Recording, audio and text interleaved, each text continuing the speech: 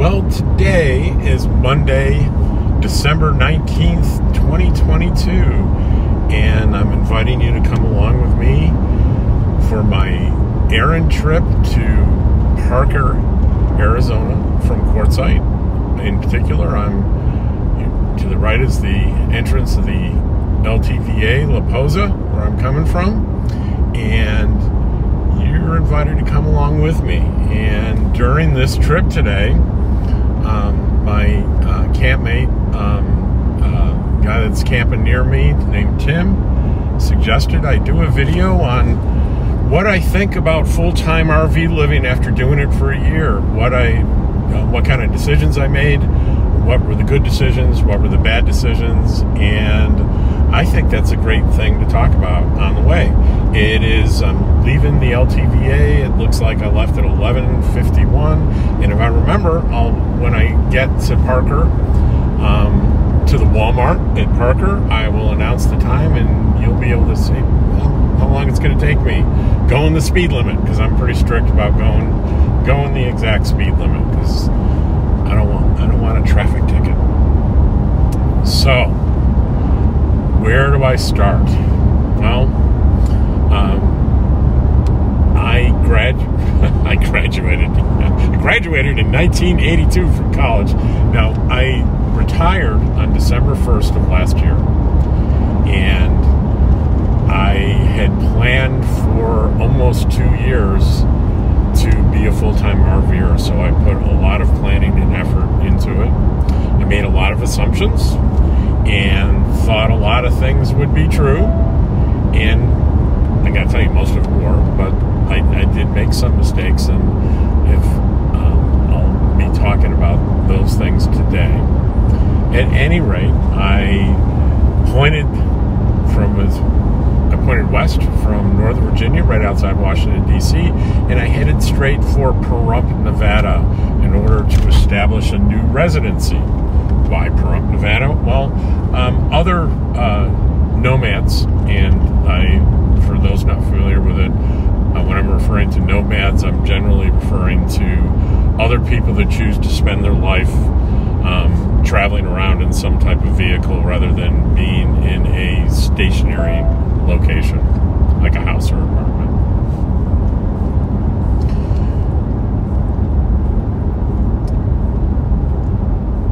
So, where was I? Oh, residency. So, first thing on your list is you want to go someplace you want to establish someplace that, one, definitely has no income tax. You don't want to unnecessarily pay state income tax. So there are more than a handful of states that don't have state income tax. Then you want to look at, what does it cost to register your car? What are the, most states have use, not only sales taxes on the car, but use tax that you pay every year when you pay your registration. And what is the ease with which you can establish your residency, what's required? And the consensus was from other nomads that I trust that my best bet was Nevada. I could establish residency by staying in an RV park for 30 days. There are easier places, like I think South Dakota, you just need to stay in an RV park for a night. But I thought there was going to be the possibility that I would have to return to my state of residence every so often, so I didn't want it to be too far away from where I'm going to be spending most of my life, which is the southwestern part of the United States, Nevada, Arizona, California. So I made my decision. I did. Why not do Las Vegas? Well, there are county differences, like having to get an emissions inspection for your vehicle periodically in Clark County, which is where Las Vegas is. In Nye County, where Pahrump is, you don't need to do that. So, and there was also a mail service called Mail Messages and More that many nomads use. It's in Pahrump. A very nice lady that's very accommodating to people in this lifestyle. So that's what I did. I headed west. And what did I head west in? Well, I headed west in my 2018 Ford F-150 V6 3.5 liter EcoBoost, which has on paper, a towing capacity of 11,000 pounds and change. What am I towing? I am towing a 2021 Winnebago Micro Mini 2100 BH. That's the bunkhouse model. And as I talk about my rig, I'll flash some pictures up and show you what it looks like, so you're not just looking at me talking and the little snippet of the road that you see. You can see now we're in Quartzsite. We went through kind of downtown Quartzsite. We're continuing north on 95. It's pretty easy to get to Parker, Arizona from Quartzsite. 95 is also called Central. It goes through the middle of town, and you just point north on 95 and go until it says Yuma. You go until it says Yuma, you're going to be traveling a long time. Go until it says Parker. Yuma would be the other direction, the opposite direction on 95. And we'll do a Yuma trip too down the road if I can think of something interesting to talk about. It's a little longer to go to Yuma. It's probably an hour and 10 minutes all told to get to kind of the Walmart, 2 Walmarts in Yuma, but to get into the middle, it's going to be 70 minutes, 80 minutes, and my prediction, this is going to be something just under an hour to get to Parker, but we'll see. We'll see what it turns out to be. So anyway, I'm back to, so I think these are round numbers. I don't remember exactly. I think it's got a dry weight, the trailer, the Winnebago Micro Mini, of about 5,000 pounds. And say I put at the most 1,500 pounds of stuff in it, which is ridiculous. I don't have that much in it. But if I did, and I'd be at 6,500, maybe, even at 7,000. So there's a wide gap between the weight of what I'm towing and the capabilities of my truck. And some of the best advice that's out there is go as much over the weight of what you're towing with the tow capacity of your vehicle. And that's just for safety. It's not a question of whether it can be pulled. It's a question of, can it be pulled safely? Am I going to experience kind of sway in high winds, that kind of thing? And am I going to be able to stop quickly and safely in an emergency? Like, you just saw this guy in front of me, he just kind of suddenly turned off the road. I didn't have to jump on my brakes, but what if he had done that right in front of me, and I'm pulling 5,000, 6,000, 7,000 pounds behind me, and I jam on the brake? What's going to happen? And am I going to be able to stop? Well, if I have a vehicle that I purchased that is rated for 11,000, which, and I'm telling you, I'm not sure I really believe it would be safe to pull 11,000, but I'm not. I'm pulling 6 or 7 at the most. So that took care of that, but that's not the whole story about what I'm driving and what I'm towing. Because when you make a decision to go full time, there are several major classes of RVs that you have to choose from, and each of them have their advantages and disadvantages. And you can find a plethora of videos talking about this very topic. And I'm going to talk about it from my personal perspective. And in the 2 years prior to me retiring and doing this, I was watching lots of YouTube channels and getting really excited. And at certain points, I was sure that I wanted a particular kind of RV, and then I would change my mind. Oddly enough, before I decided to go full-time, I did have an RV. I had a Nomad, 27-foot Nomad, made by Layton Trailer, that right after I bought it, they sort of that company stopped making RVs. I picked it up when I was living in North Idaho, really on a whim. I have been known to be impulsive in my life, and that was one moment where I was very impulsive And I bought a trailer because I liked the idea of camping in the summer in North Idaho, and a trailer to me seemed to be, I wanted to glamp. I wanted really comfortable camping. So the first funny thing that happened with that, I was living with my brother in North Idaho, and I parked it up there where he told me to park it, and it was free storage for me for at least the summer. Wasn't sure what I was going to do in the winter with it. But anyway, I decided to spend, instead of my room in the house, I stayed in the trailer because I was excited about it, and I was super comfortable. And you know what?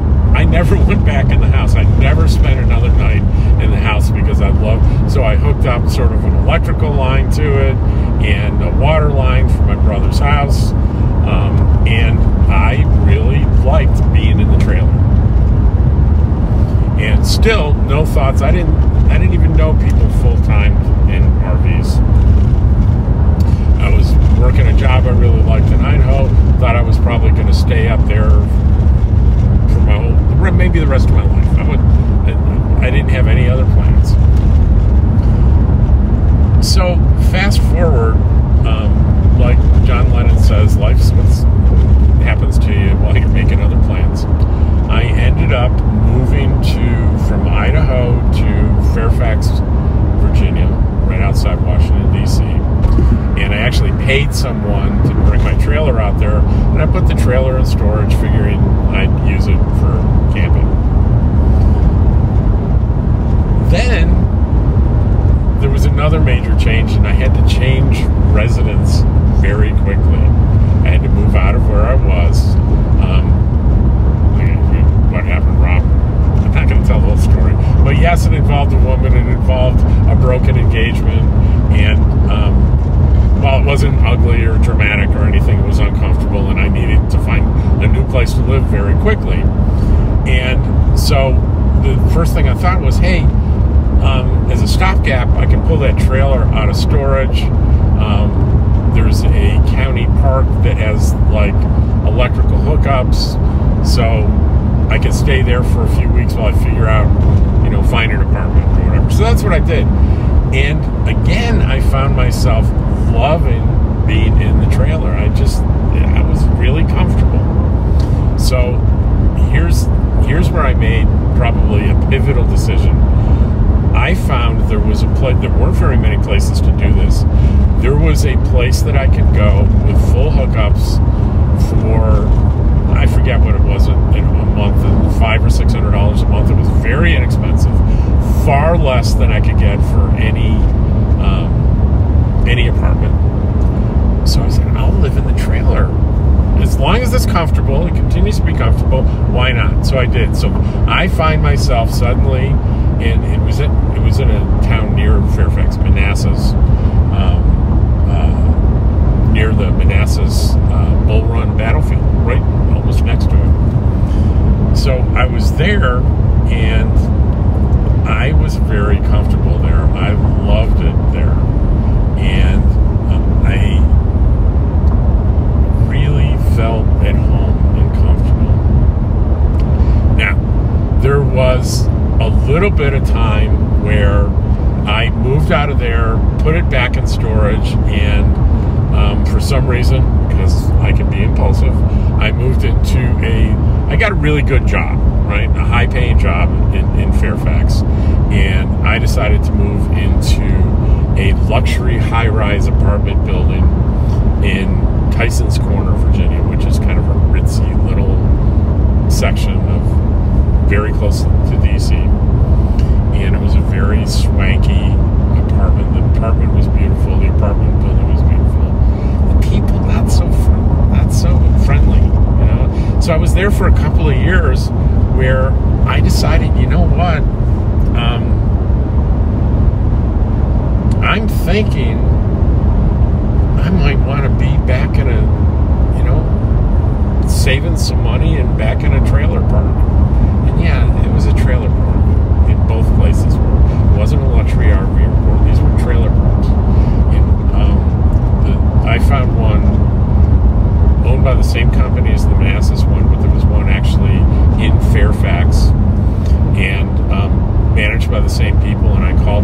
usually they have like a mobile home community where it's modular homes, and they had maybe 5 or 6 spots for RVs. There was always a long waiting list. And I had called first to see if I could get back into the Manassas one, and she said, we closed that down for RVs. No more RVs there. But she remembered me, and she liked me, and she knew it, and she put me to the top of the list, and I got a spot in the Fairfax one. Now, that one was a little bit more expensive. It was a better location. I think it was $900 something a month. It was under $1,000, but it included utilities. So there were I think they charged me for my extra for my dog, but it was under $1,000 a month. Again, I was at the luxury place with parking and all the extras and utilities and stuff. I was about $25, $26, maybe $2,700 a month, depending on my utility bill and internet and all that. So I move in, and I'm starting to consume videos about full-time RV living, and I'm getting more and more intrigued, and I start thinking, this could be a retirement thing for me, because although I had a long business career, I earned a lot of money. I did in my lifetime, but being impulsive Rob, I didn't have much to show for it. I spent it. What can I say? I did. I was not well prepared for financially for retirement. So anyway, I'm getting more and more intrigued, and I have a little bit of experience with my trailer, but I'm thinking, well, for retirement, I may not want a trailer, because the first one I saw was a couple living in a Class A, and I really liked what they were doing. I loved their Class A, and I'm thinking, that's for me. When I retire, it's going to be a Class A, because, I had a vision of, I'm driving long distances and I'm tired. I just pull over to a rest area, I put it in a park, and I go back and I plop in the bed and take myself a little nappy. Easy peasy. Take my nap, get back up, I'm back on the road again. That seemed really convenient. And I feel like, and I'm like, and I think I'm going to be in RV parks, because there's this thing called 1,000 Trails. It's a membership thing. You pay a big chunk up front, and you can basically go from RV park to RV park, for after that initial outlay of, I don't know, at the time, the used one was anywhere between $7,000 and $15,000, and then you're paying like nothing, like $600-700 a year. So that's going to be for me, and the Class A's will work well in there. That's for me, Class A. And then I discovered a couple in a camper van, and I just thought camper vans were so cool. You can zip in anywhere, you can zip in, you zip out. You can still do the RV park thing, the 1,000 Trails thing, but you can stealth camp. The big Class A. I started thinking, Class A's lots of room and it's comfortable, but I go to the RV park. Well, what if I want to go to the grocery store? Better hope it's a short walk, or I'm willing to pay for Ubers, because you're not going to break camp and drive your Class A to the grocery store. Well, people tow little cars. That's the solution. But then I heard, you can tow a little car, and I can hook it up in 2 minutes. But one of the things, it makes your rig that much longer, and you can't really back up, so you can get stuck in places. It's just it's like it's a pain in the ass. But this camper van thing can go anywhere. You don't have to worry about backing up a trailer. That's with my trailer. When I started doing a few trips, I discovered they're not so easy to back into spaces, and they're going into gas stations, and it's kind of a pain in the ass. But a camper van. So there was my camper van phase. And then right with the camper van phase was the truck camper thing. Look, I can buy a big truck, and that's as big or maybe bigger than a camper van, but it's kind of, you can buzz that around. And you can take it off at the campsite, and boom, you've got your truck to buzz around in. That seemed pretty cool to me, too. And then I was like, I got really hooked on Nomadic Fanatic, and he was always in a Class C, and it seemed to be, you know, it's smaller than a Class A, but it's bigger than certainly a camper van or a truck camper, and it seems more, I might be willing to break camp to drive that to the grocery store. But it seems really cool. I'm really into Class Cs. I think I'm definitely going to get a Class C. And, of course, I had they call them bumper pulls, a regular trailer. Then, the fifth wheel. The fifth wheel. Oh, my God. Fifth wheel. And it took me forever to figure out, fifth wheel? What's a fifth wheel? Why do they call it a fifth wheel? Anyway, so it's a huge trailer. It's not you don't pull by your bumper. Your hitch is in the middle of your pickup truck bed, sort of attached to the frame, and there's an overhang, and they're generally really big and luxurious. It's like pulling around a little condo behind you, and they can be really luxurious and beautiful, and lots of great space. And I saw a couple of, at least 2 YouTube channels where they were in class, the fifth wheels, and they seem to have a great life. But it still had they're big, and I understand they're easier to back up, though, than a bumper pull, but they're still kind of a pain in the neck. And I had a little brief time where I thought, maybe fifth wheels for me, but I gotta say, not so much, not really. In the back of my mind, I was thinking maybe once I'm into retirement, I get 10 years into it, I'm a little older, and I'm not moving as much, maybe I'll graduate to a fifth wheel. So then a pivotal moment came where I decided on vacation I was going to take like 2 weeks off, and I was going to bring my trailer to Quartzsite, Arizona, because I'd heard about the Rubber Tramp Rendezvous and all this amazing stuff about Quartzsite. I watched tons of videos about Quartzsite, and I wanted to stay in the desert and see what that was like. And I bought my first lithium battery.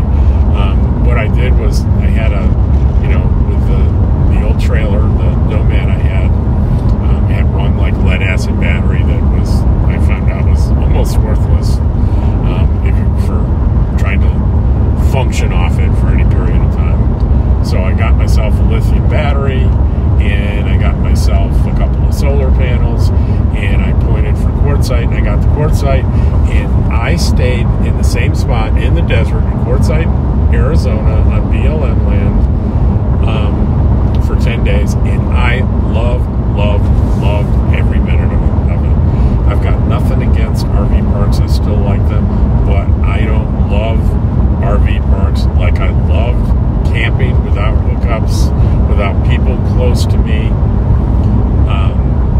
And there was something about the desert that was really calling to me. I loved the desert. And I was really intrigued, and I felt really good about like producing my own electricity with solar panels. And with the solar panels and the 100 amp hour lithium battery, I was able to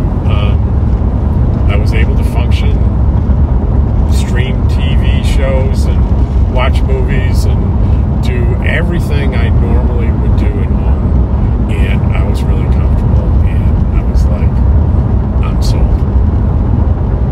And I went home and I started trying to figure out, I have an accounting degree way back when, good with numbers. So I pulled up Excel, did a retirement spreadsheet, and tried to figure out what it would cost to retire, how early could I retire, and how would I fund it.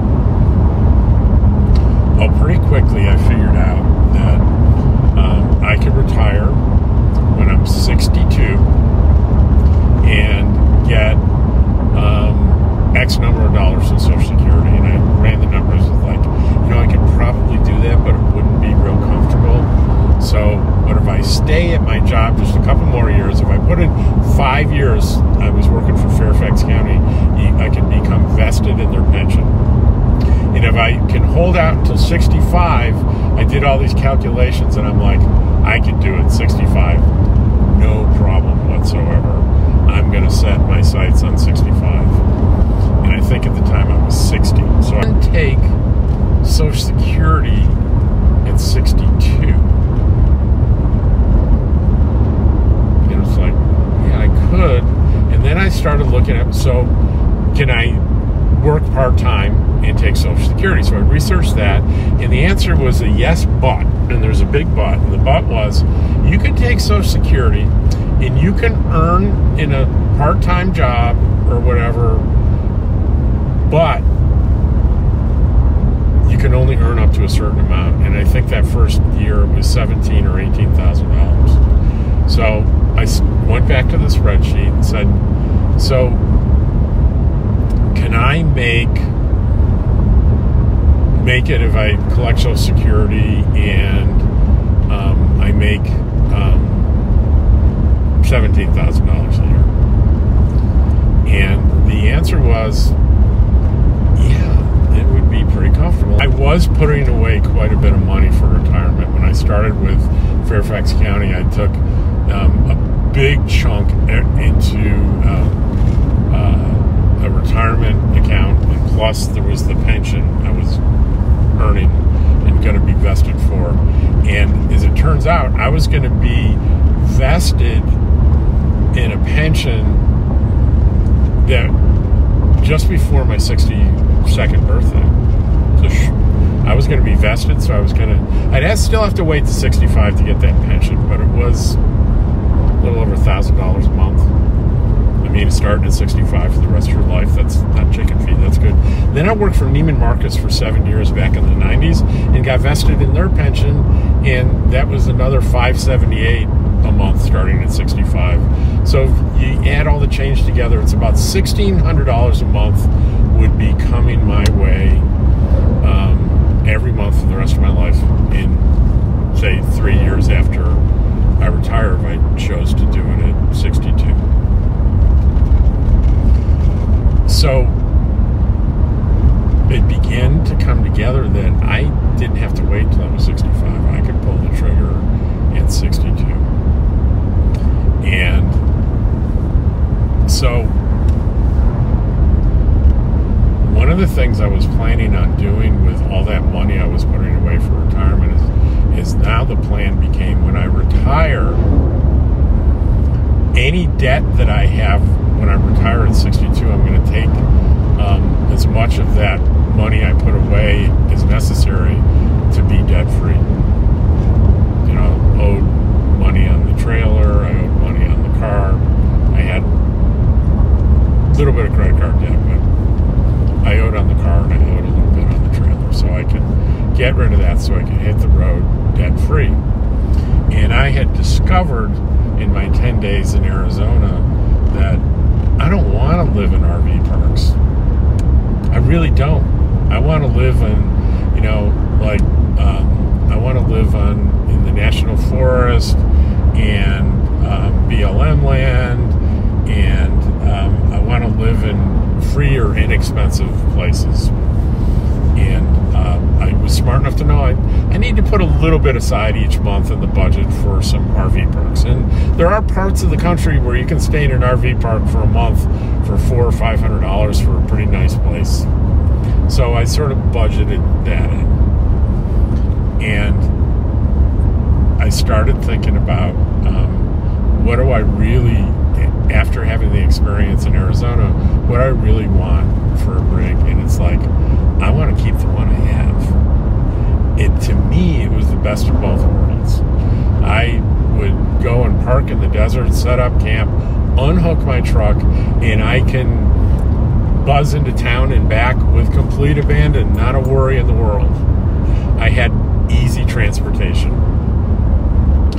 And I figured out a way I could dump my wastewater by buying a tote that I could put in the back of my pickup and a pump to pump that wastewater into that tote, and I can drive the tote to dump it, and I can I got a big bladder for fresh water. I could fill it with fresh water.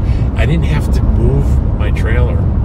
And I knew I liked parking it for not 2 or 3 days at a time, but a couple of weeks at a time.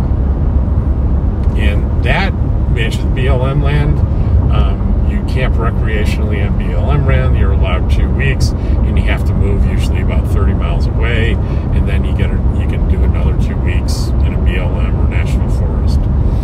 And I really imagined I could live like that, and then occasionally go ahead and go into an RV park, do your full hookups, take your longer hot showers. If it's hot in the summer, plug into electricity, run your AC. So that was, I decided, hey, I'm going to keep my rig. I love my rig. And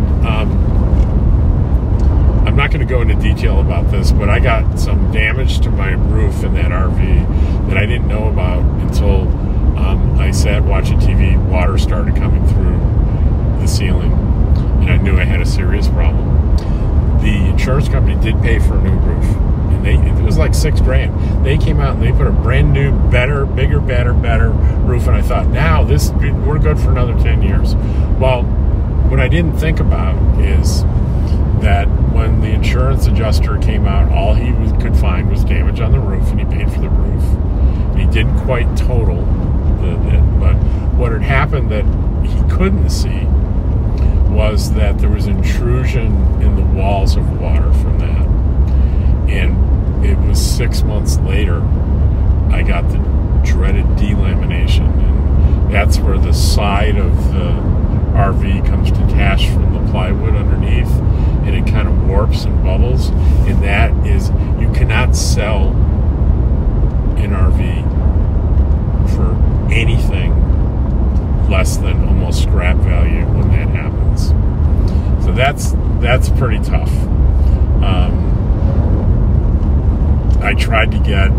I desperately tried to find someone that would do repair work on delamination, and there are people, but they're really hard to find, and they're really expensive. And finally I decided, I'm going to retire. I need to get a new trailer. And so I did my research, and I decided, I proved that it was not only enough room for me in the 27-footer, it was really even a little bit more than I needed. Could I go a little smaller? And the answer is yes. Can I go from 27 to 21 feet? And I felt, yeah, I can. And it'd be more versatile. I could get, for a really small, brand new rig, I could get really high quality.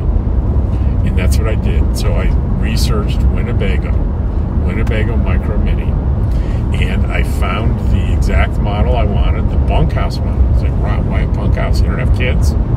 Well, the bunks was a great area for storage, tons of storage. And if I'm going to live full-time in a 21-foot trailer, I need storage. I need good storage. So it was perfect for me. So I was pricing them. It was still COVID was going on, and prices of RVs were going crazy. And I think this thing was the manufacturer suggested retail price was like about $40,000, and I was finding prices in the mid-30s. And I did find one that was for sale on a lot. They wanted $28,000 for it, and it was the closest Winnebago dealer to where I was living in Virginia. It was less than an hour away. I couldn't believe my luck. They actually sold that thing to me, everything included, for $27 and change, and it was in like September of 2021. It was a 2021 model. I don't know why they hadn't sold it. I don't know why it was still on the lot. I didn't care. I bought it, and it's been a gem. Nothing has gone wrong with it that caused me to have to go back to the dealer. Nothing. The minor things that happened, I was able to figure out and repair myself for, I want to say pennies. Nothing. I mean, like, you drive down the road fittings come loose and you leak a little bit of water, well, it doesn't cost pennies, it costs nothing. You tighten the connections, and then you learn that you're a rolling earthquake when you move, and you learn to tighten both your now I know electrical as well as plumbing, but make sure be proactive, make sure things are tight. So anyway, and it's been ideal for me. I can get into state campgrounds, which are usually in national parks. All those places have a lot of really small campsites where these bigger rigs just can't get in. But a 21-foot rig can get into just about anywhere.